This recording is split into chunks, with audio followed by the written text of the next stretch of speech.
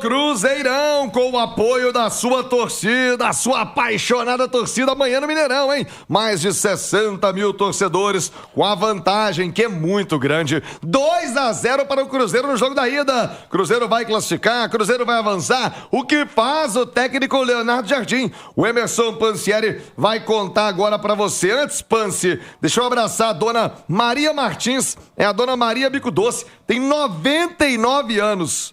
99 anos, tá ouvindo agora o Rádio Esportes. Mamãe do seu Basílio, ela tem 99 anos, tá lá no Sélvia, em Vespasiano. Não perde o Rádio Esportes. Cruzeirense, alô Maria Bico Doce, 99 anos. Uma dádiva, né? O Bico Doce talvez explique. 99 anos ouvindo o Rádio Esportes. Pancieri pra dona Maria Bico Doce, pra toda a família e pra toda a torcida do Cruzeiro. Me conta, Pancieri, o que faz o Jardim? Como está o clima na Toca da Raposa? Amanhã é decisão, Panci. Amanhã é decisão. Um abraço pra você, Thiago. Boa tarde, Thiago Reis. Um abraço também pro Edu Panzi, pro nosso Alê, todo mundo ligado aqui no Rádio Esportes Itatiaia. O Cruzeiro trabalha hoje à tarde na Toca da Raposa. Essa atividade, então, às 4 horas, seguida de concentração. No Cruzeiro vai ter sim a concentração, só que ela é após a atividade, né? Então, é uma forma de trabalhar da comissão técnica do Cruzeiro, pensando na partida de amanhã, o clássico contra o Atlético, apenas a Nação Celeste, no Mineirão, mais do que lotado.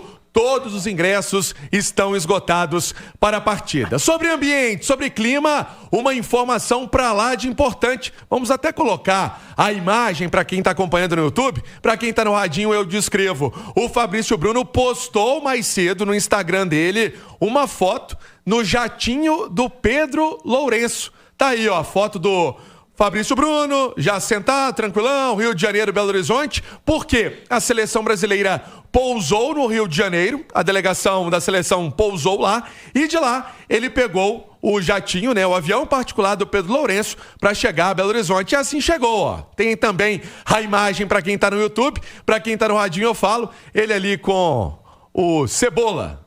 Ali fazendo, ó, que isso, mano? Enviaram ele no Sedex 10. Ah, o Cebola. Sabe que eu fui criado, né, junto com o Cebola, pra quem não conhece. Nossa. Ah, o Ale conhece.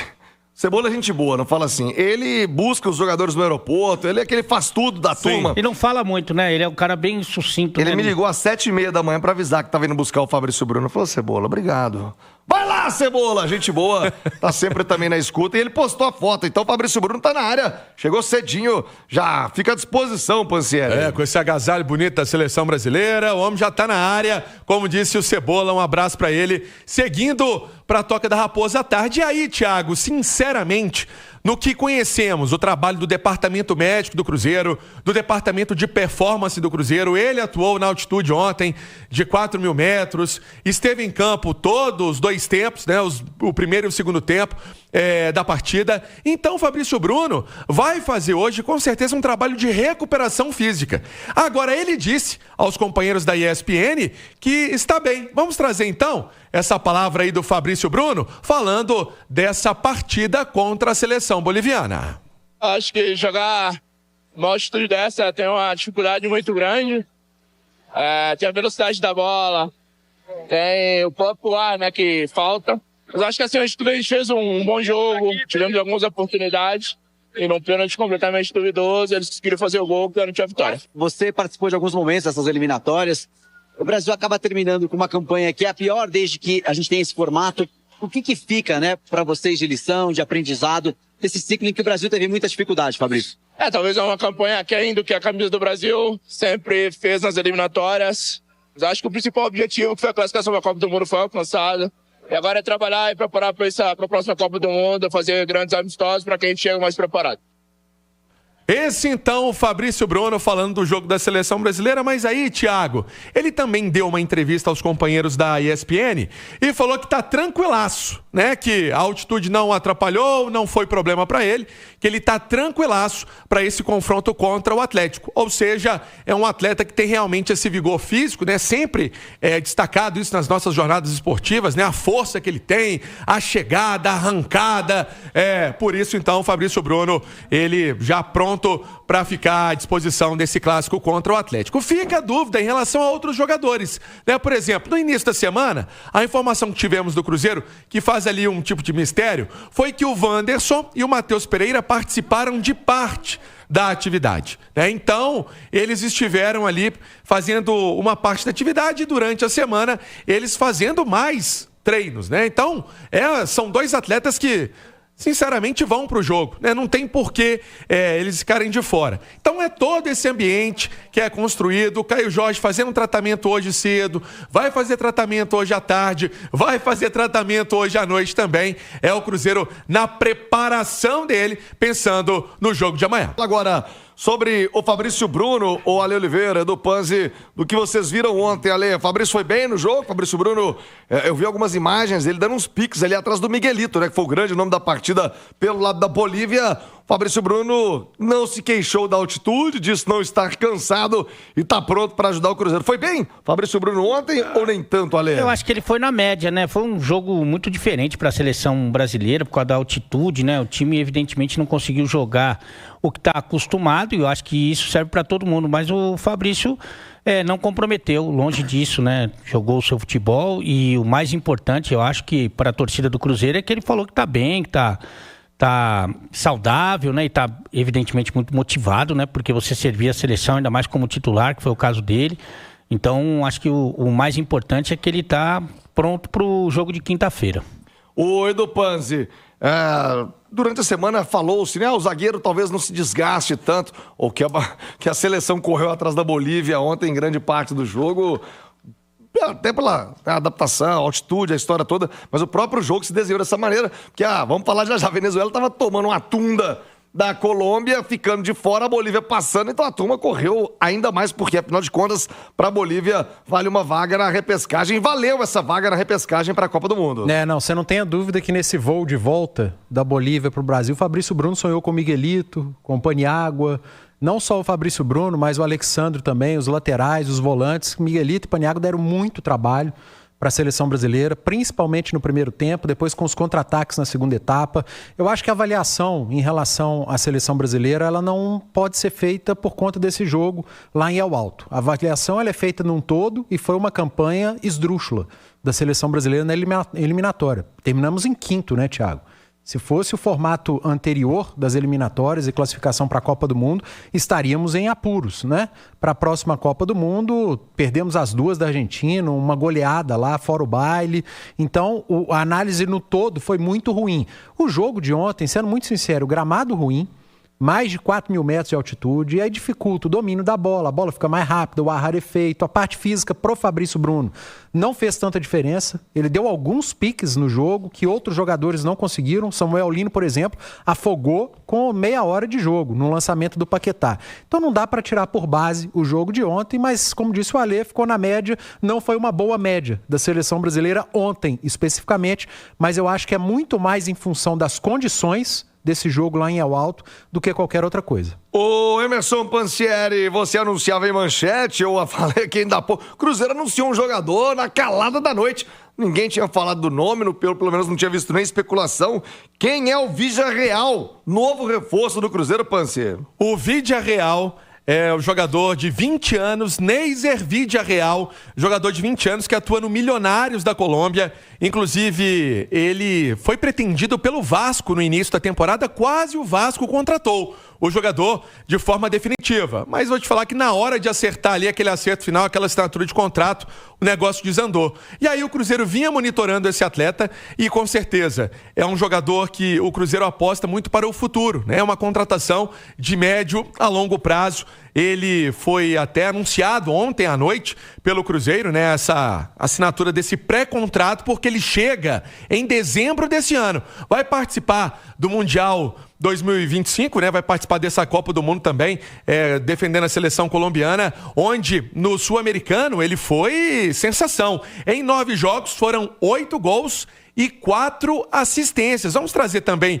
uma imagem para quem está no YouTube do jogador, falando características dele, que a gente pode também trazer e pontuar. Neiser Vidia Real, 20 anos, atleta que tem velocidade e explosão para puxar contra-ataques, faro de gol, calma na finalização, visão de jogo para criar chances aos companheiros e força física que ajuda no duelo individual. 1,86 m, é centroavante, pode fazer também ali o lado direito, caso o treinador queira, mas ele tem essa função mais diária mesmo, o Neiser Villarreal, que está chegando ao Cruzeiro. Repito, o atleta vai começar essa vida, né, no Cruzeiro em dezembro de 2025, ainda pertence ao Milionários, foi um pré-contrato, essa assinatura do pré-contrato com o atleta, válido por 5 temporadas, o jovem Neiser Villarreal. Ô Thiago, sabe que ele coloca na camisa o Neiser com Y?